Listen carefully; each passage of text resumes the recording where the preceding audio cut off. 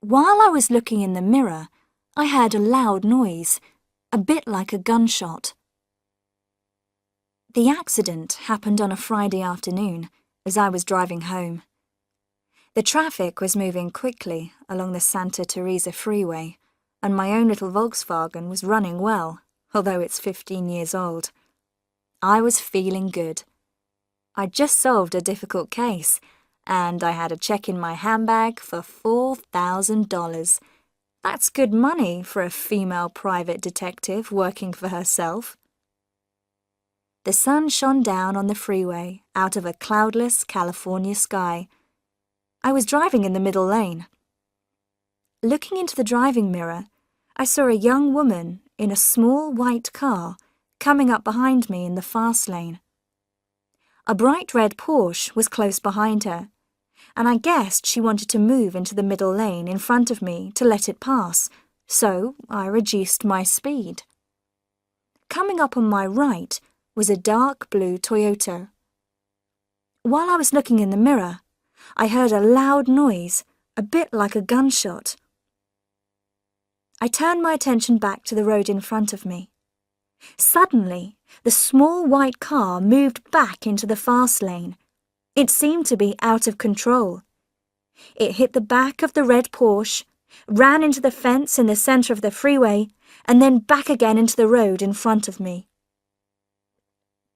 I put my foot down hard to bring the Volkswagen to a stop. At that moment, a green Mercedes suddenly appeared from nowhere and hit the side of the girl's car, sending it right off the road. Behind me, all the cars were trying to stop. I could hear them crashing into each other. It was all over in a moment. A cloud of dust from the side of the road showed where the girl's car had come to rest. It had hit one of the posts of a road sign, and the broken sign was now hanging across her car roof. I left my car at the side of the road and ran towards the white car, with the man from the blue Toyota close behind me. The girl's head had gone through the front window. She was unconscious, and her face was covered in blood. I couldn't open the car door, but the man from the Toyota forced it open and reached inside. "Don't move her," I said. "Let the ambulance people do it." I took off my coat, and we used it to stop the blood from the worst of her cuts. He was a man of 24 or 25, with dark hair and anxious dark eyes. Someone behind me was asking for help, and I realized that other people had been hurt in the accident as well. The driver from the green Mercedes was already using the telephone at the roadside to call the ambulance and police, I guessed. The driver of the red Porsche just stood there, unable to move from shock. I looked back at the young man from the Toyota, who was pressing the girl's neck. "She seems to be alive," he said. I left him with the girl and went to help a man with a broken leg. By the time the police and the ambulance arrived, a small crowd of drivers had stopped their cars to look, as if a road accident was some kind of sports event. I noticed my friend, John Burkett, a photographer from the local newspaper. I watched as the girl was carried into the ambulance. Then, with some of the other drivers, I had to tell a policeman what I had seen. When I read in the newspaper next morning that the girl had died, I was so upset that I felt sick. There was a short piece about her. Caroline Spurrier was 22, a student in her final year at the University of California, Santa Teresa. She came from Denver, Colorado. The photograph showed shoulder-length fair hair, bright eyes, and a happy smile. I could feel the young woman's death like a heavy weight on my chest. My office in town was being painted, so I worked at home that next week. On Thursday morning, there was a knock at the door. I opened it. At first, I thought the dead girl was alive again and standing on my doorstep. but then I realised that this was a woman in her 40s. "I'm Michelle Spurrier," she said. "I understand you saw my daughter's accident. Please come in. I'm so sorry about what happened." She couldn't speak at first. Then the words came slowly. "The police examined Caroline's car and found a bullet hole in the window on the passenger side. My daughter was shot." She began to cry. When she was calmer, I asked, "What did the police say about it?" "They're calling it murder now. The officer I talked to thinks it's one of those freeway killings. A crazy man shooting at a passing car for no special reason." "They've had enough of those in Los Angeles," I said. "Well, I can't accept that. Why was she on the freeway instead of at work? She had a job in the afternoons. They tell me she left suddenly, without a word to anyone." "Where did she work?" "At a restaurant near the university. She'd been working there for a year. The manager told me a man had been annoying her. Perhaps she left to get away from him." "Did he know who the man was?" "Not really. They had been out together. He kept coming to see her in the restaurant, calling her at all hours, causing a lot of trouble. Lieutenant Dolan tells me you're a private detective. I want you to find out who's responsible for her death." "Mrs. Spurrier, the police here are very good at their job. I'm sure they're doing everything possible." "I'm not so sure. But I have to fly back to Denver now. My husband is very ill, and I need to get home. I can't go until I know someone here is looking into this. Please." I said I would do it. After all, I already had a strong interest in the case. "I'll need a few names," I said. She gave me the names of the girl who shared Caroline's room and the restaurant where she'd worked. Usually, I try to keep out of cases that the police are working on. Lieutenant Dolan, the officer responsible for murder cases, is not fond of private detectives. So I was surprised that he'd sent Mrs. Spurrier to me. As soon as she left, I drove over to the police station, where I paid $6 for a copy of the police report. Lieutenant Dolan wasn't in, so I spoke to Emerald, the secretary who works in the records department. "I'd like a bit of information on the Spurrier accident. Did anybody see where the shot was fired from?" "No, they didn't." I thought about the man in the red Porsche. He'd been in the lane to my left, just a few meters ahead of me when the accident happened. The man in the Toyota might be a help as well. "What about the other witnesses? There were 5 or 6 of us there. Who's been questioned?" Emerald looked angry. "You know I'm not allowed to give out information like that." "Come on, Emerald. Dolan knows I'm doing this. He told Mrs. Spurrier about me. Just give me one name." "Well, which one?" Slowly, she got out some papers. I described the young man in the Toyota, thinking she could find him in the list of witnesses by his age. She looked down the list. Uh-oh, the man in the Toyota gave a false name and address. Benny Seco was the name, but I guess he invented that. Perhaps he's already wanted by the police. I heard a voice behind me. "Well, well, Kinsey Mulhone. Hard at work, I see." I turned to find Lieutenant Dolan standing there, his hands in his pockets. I smiled brightly. "Mrs. Spurrier got in touch with me and asked me to find out more about her daughter's death. I feel bad about the girl. What's the story on the missing witness? I'm sure he had a reason for giving a false name, said Dolan. Did you talk to him yourself? Just for a few moments, but I'd know him if I saw him again. Do you think he could help us? I'd certainly like to hear what he has to say. The other witnesses didn't realise that the girl was shot. I understand he was close enough to do it himself. There must be a way to find him, don't you think? No one remembers much about the man except the car he drove. Toyota, dark blue, 4 or 5 years old. Would you mind if I talked to the other witnesses? I might get more out of them because I was there.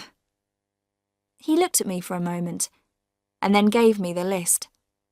Thanks. This is great. I'll tell you what I find out.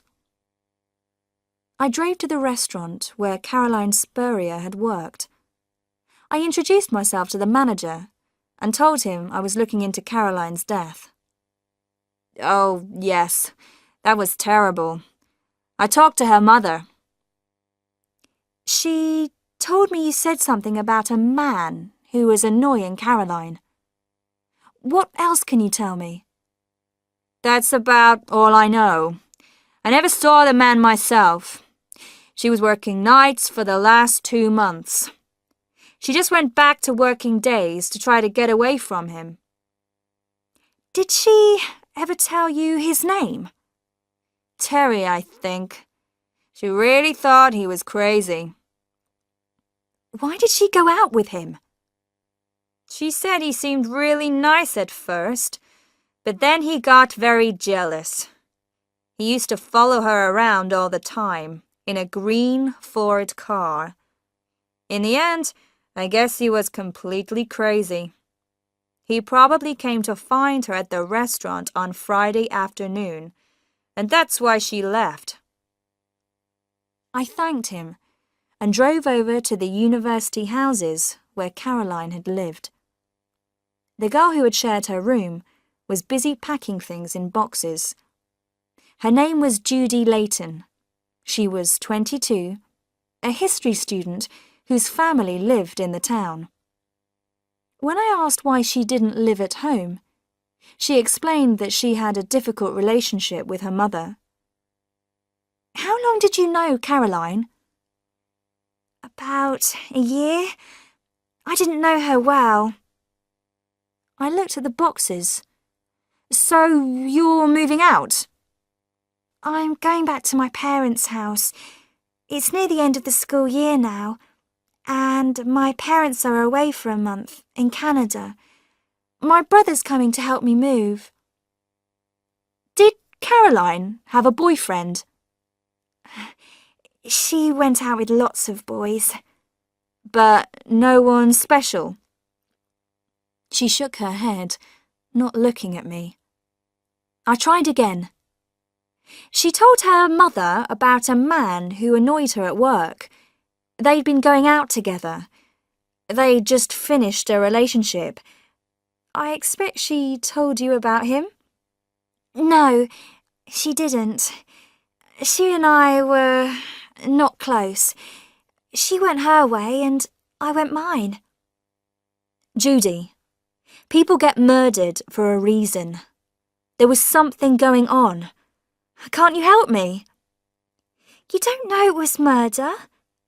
The policeman I talked to said perhaps it was a crazy man in a passing car. Her mother doesn't agree. Well, I can't help. I've told you everything I know. I spent the next 2 days talking to Caroline's teachers and friends. She seemed to be a sweet girl, well liked by everyone. But I didn't get any useful information. I went back to the list of witnesses to the accident, talking to each in turn.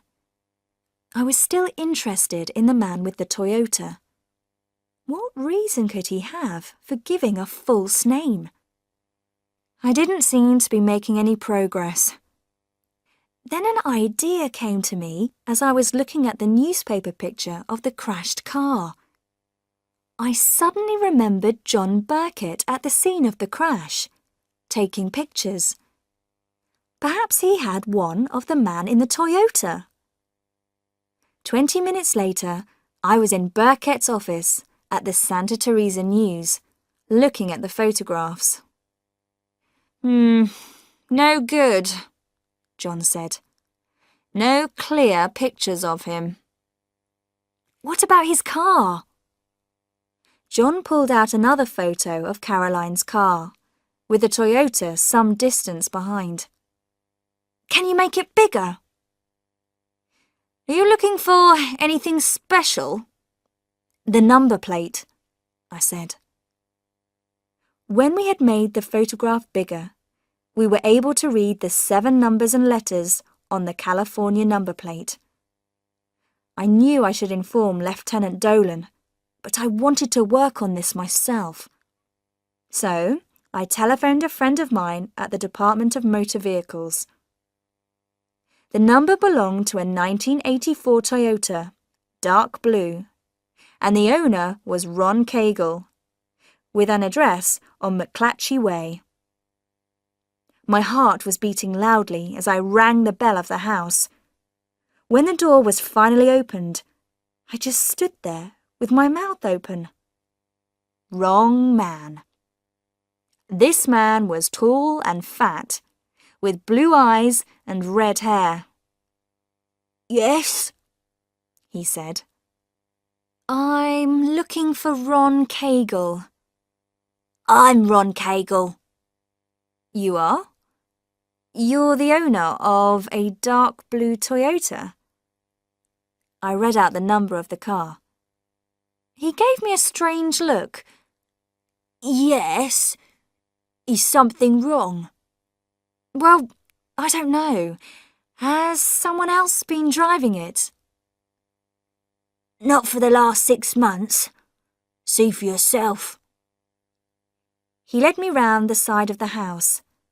There sat a dark blue Toyota, without wheels and without an engine. What's this about? He asked. This car was at the scene of a recent accident where a girl was killed. Not this one, he said.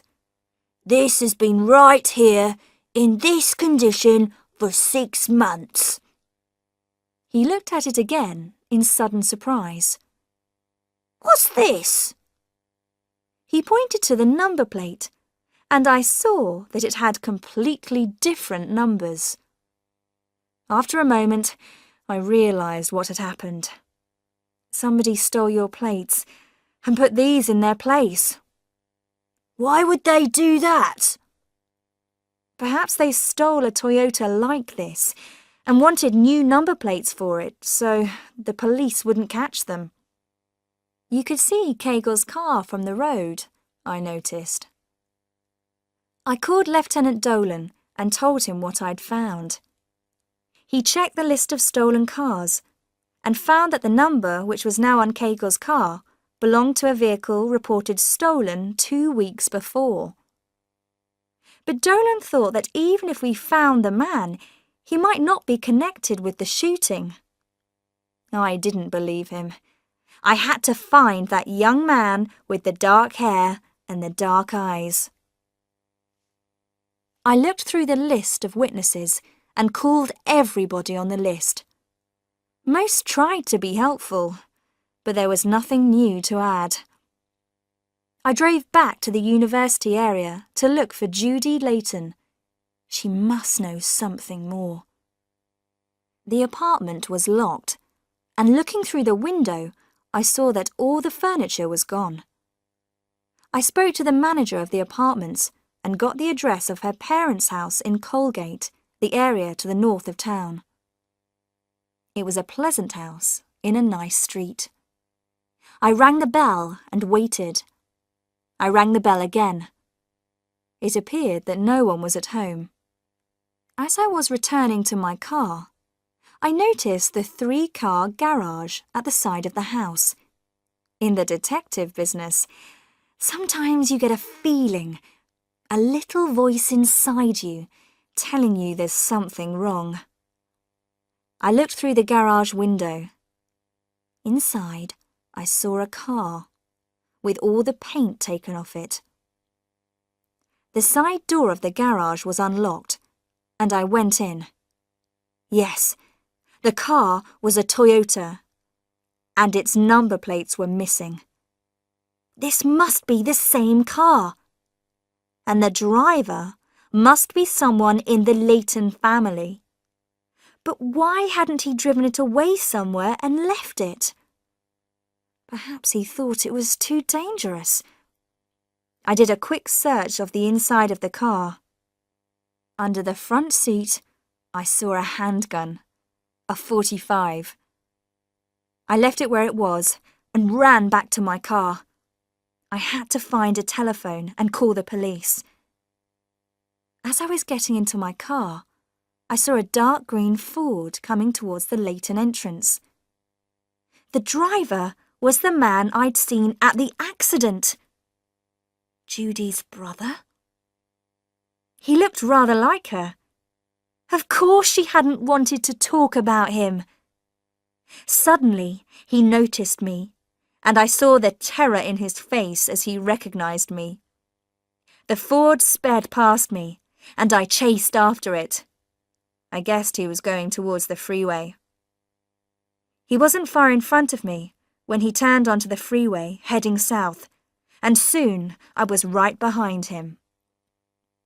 He turned off the road onto the rough ground beside it to pass the slow-moving traffic. I followed him. He was watching me in his driving mirror.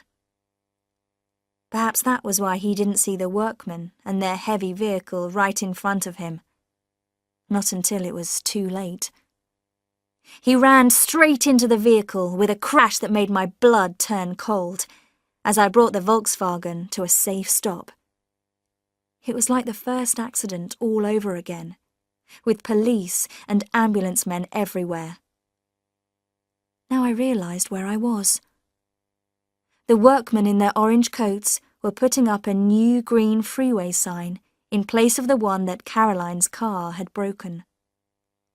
Terry Leighton died at the exact spot where he had killed her. But why did he do it? I guess the restaurant manager was right, and jealousy had made him crazy. Not too crazy, though, to carry out that careful plan with the stolen car and number plates. And now he was dead.